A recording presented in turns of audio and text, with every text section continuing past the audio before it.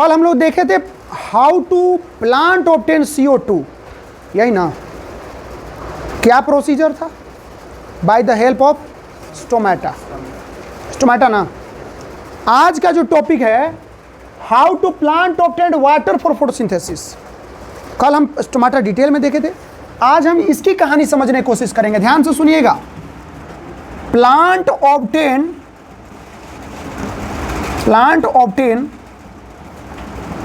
Water from root. कहां से obtain करेगा बोलो?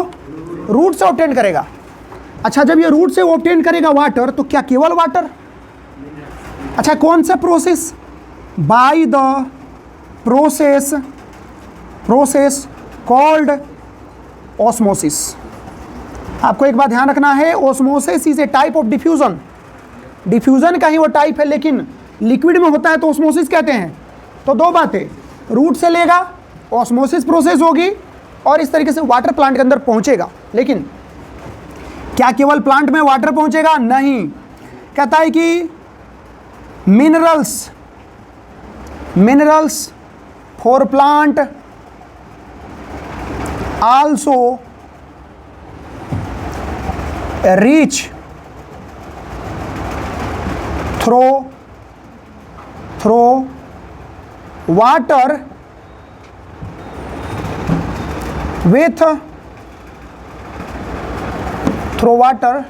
With dissolve in. वाटर के साथ डिजॉल्व होके कौन पहुंचता है बाबू? मिनरल्स। मिनरल्स में कौन कौन मिनरल याद रखिएगा? नाइट्रोजन हो गया, फॉस्फोरस हो गए, सल्फर हो गया,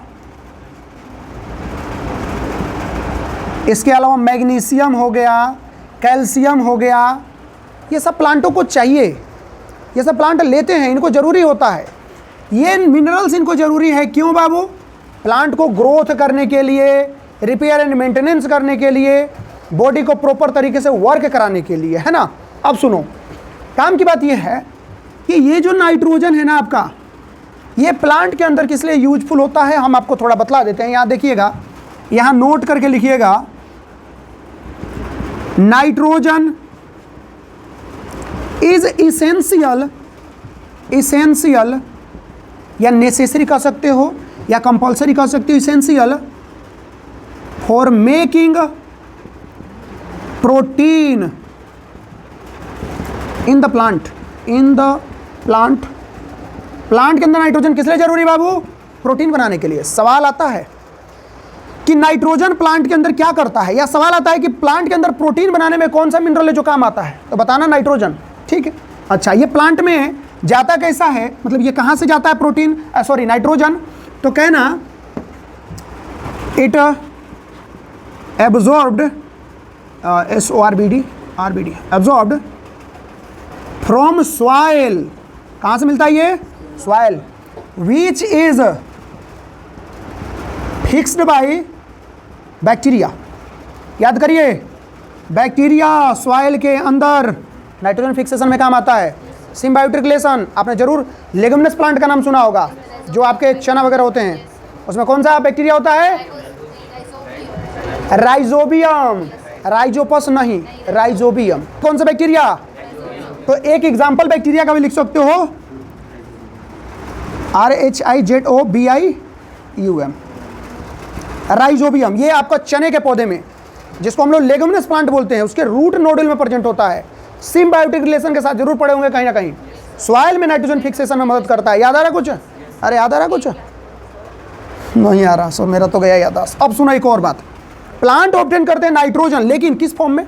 ये बात एक और है नोट करने के लिए। Note number 2, plant obtain nitrogen in the form of nitrate, TRAT और नाइट्राइट।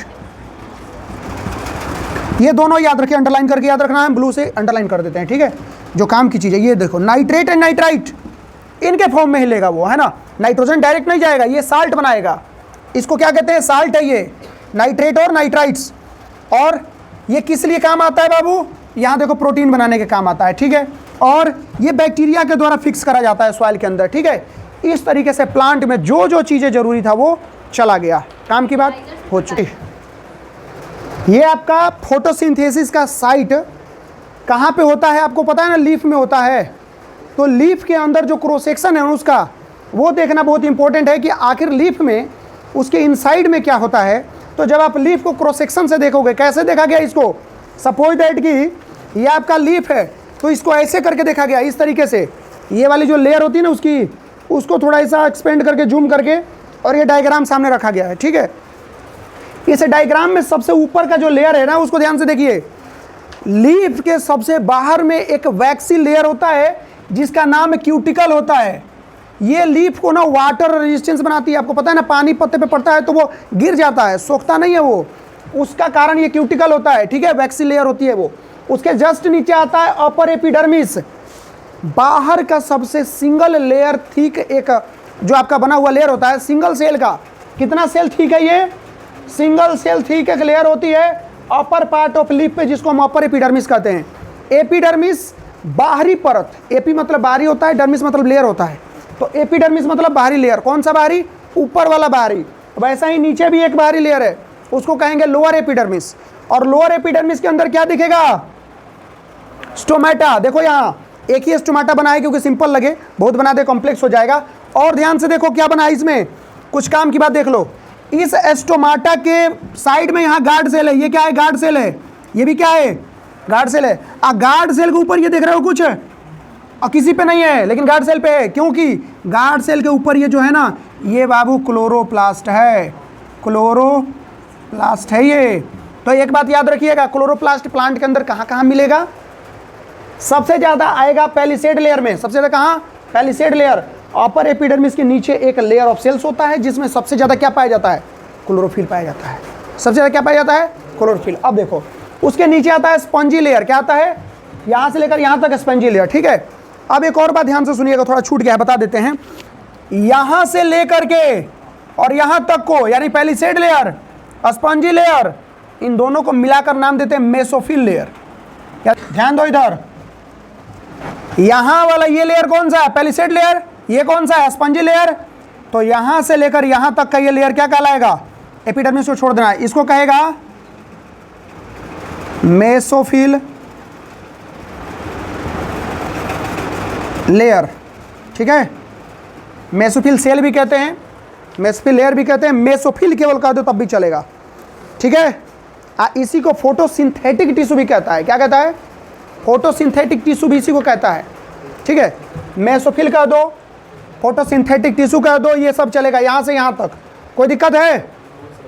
और देखो फोटोसिंथेसिस सबसे ज़्यादा कहाँ हुआ? पैलिसेड लेयर पे। स्पंजी लेयर में कम रहता है, स्पंजी लेयर में स्पेस ज़्यादा रहता है, गैप ज़्यादा रहती है। और स्टोमाटा दिख रहा है आपको लोअर में, लोअर एपिडर्मिस के अंदर बना हुआ स्टोमाटा। और गार्ड सेल में प्रेजेंट रहेगा क्लोरोफिल, क्लोरोप्लास्ट, वो प्रेजेंट रहेगा कहाँ? गार्ड सेल पे। और कहीं दिखा है आपको? नहीं। तो डायग्राम दे दे, नॉर्मल लीफ का डायग्राम दे दे, पूछे बताइए कहाँ कहाँ स्टोमाटा है, आपको इंडिकेट कर देना है मेसोफिल सेल में। यानी आपको इंडिकेट करना है spongy layer, palisade layer and guard cell. 3 जगह आपको इंडिकेट करना है। किस लिए? फोटोसिंथेसिस क्या कहते हैं उसको हम लोग? क्लोरोप्लास्ट के लिए। कोई डाउट हो जाएगा? चलिए, वेरी गुड। चलिए जी, आज का टॉपिक है nutrition in animal. Nutrition in animal, क्योंकि प्लांट का न्यूट्रिशन तो हम लोग पढ़ चुके। Nutrition in animal,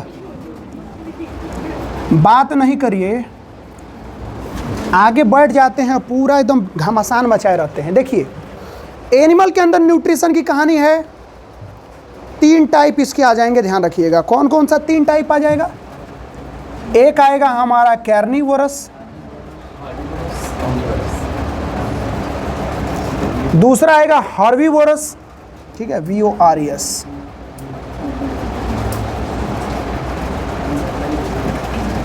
herbivorous. और थर्ड नंबर आ जाएगा ओमनीवोरस। कोई डाउट क्या? देखिए हम शॉर्टकट में इनको बता देते हैं। कैर्निवोरस वो होंगे दोज ऑर्गेनिज्म हु ईट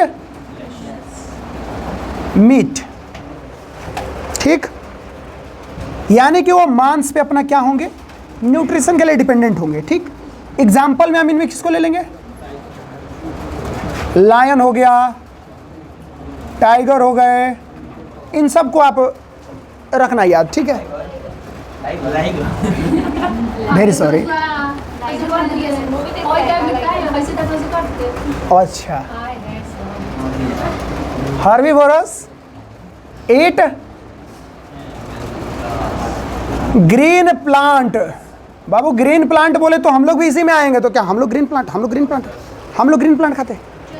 हम लोग ग्रीन प्लांट का कहानी है, लेकिन बताएं कैसे, अभी इसमें हम लोग नहीं आएंगे, हम लोग नीचे वाले में आएंगे। यहाँ देखिए ग्रीन प्लांट वाले का एग्जाम्पल कौन कौन हो जाएगा, काऊ है, गोट है, डियर है ना, इन सब को आप इसमें रख लेना, ठीक है। Omnivorous eat both meat as well as green plant. कोई डाउट क्या, ये दोनों खाते हैं, ठीक। एग्जाम्पल यहाँ ले लेते हैं इनके, डॉग तो आएगा ही, ह्यूमंस भी इसी में आ जाएंगे। अगला आ रहा है कौन सा, एंट। और इसके अलावा ले लीजिए कि इसको बहुत सारे हैं, कितने को लेना चाहते हैं, बहुत हैं, रहने दो इतना, ETC कर दो। कैट, अच्छा कैट भी है, बिल्कुल, तो इतने सारे ले लो, बहुत हैं, क्या लेके करोगे, बहुत सारे एग्जाम्पल है ना।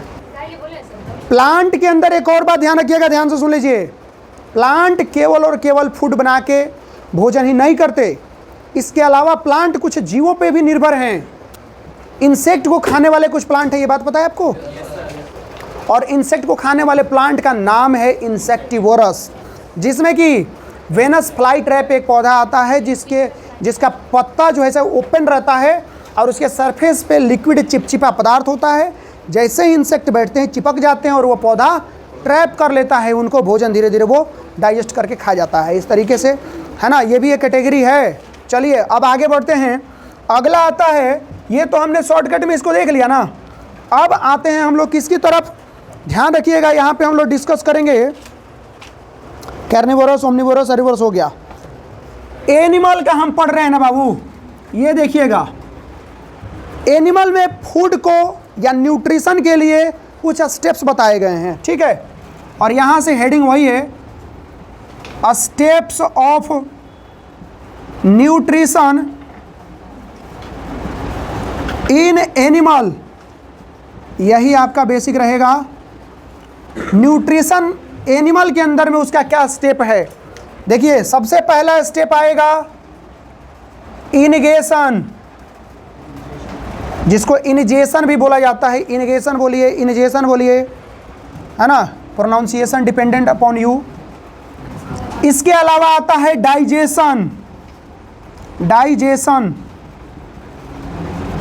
इसके बाद आता है थर्ड स्टेप में एब्जॉर्प्शन, एब्जॉर्प्शन। फोर्थ नंबर आता है assimilation, assimilation. And fifth one is egestion, इसको ईजेशन बोलिए, ईगेशन बोलिए, दोनों में अंतर है, यहाँ इनगेशन है और यहाँ ईगेशन है, ठीक है, ईजेशन भी बोला जाता है। क्या है ये सब के सब, इनके बारे में हम डिटेल से डिस्कस करेंगे। अभी ध्यान से देखिएगा, इनगेशन क्या है, हम आपको ना बहुत लंबा चौड़ा नहीं लिखवाएंगे कि पूरा डेफिनेशन लिखो, अच्छा समझो, हम शॉर्टकट में बताते चले। देखिए फूड को इनटेक करने की प्रोसेस है, process of intake, process of intake food, intake food. अच्छा इनटेक कैसे किया जाएगा फूड को पता है, फिजिकली, फिजिकली यानी with the help of hand, either कुछ और भी प्रोसीजर होगा, सिलिया विलिया भी होता है कुछ यूनिसेलुलर में। तो प्रोसेस ऑफ इनटेक फूड क्या कहलाएगा बाबू, इनगेशन। डाइजेशन क्या है, थोड़ा डेफिनेशन लिख देंगे ना, चलेगा ना, लिख देते हैं डेफिनेशन थोड़ा यहाँ, है ना, यहीं पे लिखेंगे डेफिनेशन। कहता है कि द प्रोसेस ऑफ मेकिंग, बहुत काम चल जाएगा, the process of making, process of converting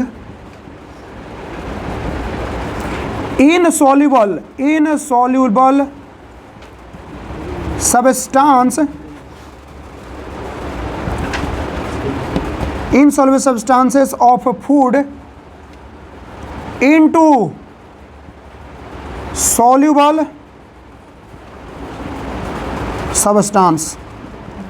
देखो ये प्रोसेस है इनसॉल्युबल को सॉल्युबल बनाने की। खाना हम खाते हैं ना, तो खाना नॉर्मली कैसा है, सॉलिड फॉर्म में, वो सॉल्युबल नहीं है वाटर के अंदर, उसको सॉल्युबल बनाया जाएगा, तब वो बॉडी के अंदर क्या होगा, एब्जॉर्ब होगा, अदरवाइज एब्जॉर्ब नहीं होगा। ठीक है, तो इसको एब्जॉर्ब करने लायक बनाएगा कौन, डाइजेशन। सॉल्युबल वाटर में घुलनशील बनाएगा उसको। ठीक है, फिर आएगा एब्जॉर्प्शन, जब ये हो जाएगा तब ये आएगा the process of absorbing, the process of absorption, ABSORPTION, absorption of food by the wall of intestine, ये वाली प्रोसेस है। ठीक, इंटेस्टाइन की वॉल क्या करती है, फूड को एब्जॉर्ब करती है, वो अपने अंदर है ना। एसिमिलेशन क्या है बाबू, इसको समझना। The process of utilization of food into the body for growth, repair and maintenance,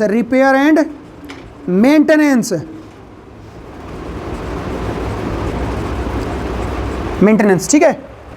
assimilation क्या होता है, फूड जब हमने एब्जॉर्ब कर लिया ना, तो एब्जॉर्ब करने के बाद उसको यूटिलाइज किया जाएगा। यूटिलाइज मतलब उसका उपयोग होगा, कहाँ उपयोग होगा बाबू, उसका उपयोग होगा बॉडी के ग्रोथ में, रिपेयर मेंटेनेंस में। इस प्रोसेस को एसिमिलेशन कहते हैं हम। ठीक, अब तो वो सब उपयोग हो गया, अब क्या होगा अगला, अब जो अनडाइजेस्टेड फूड बच गया ना, उसको बॉडी से निकाला जाएगा।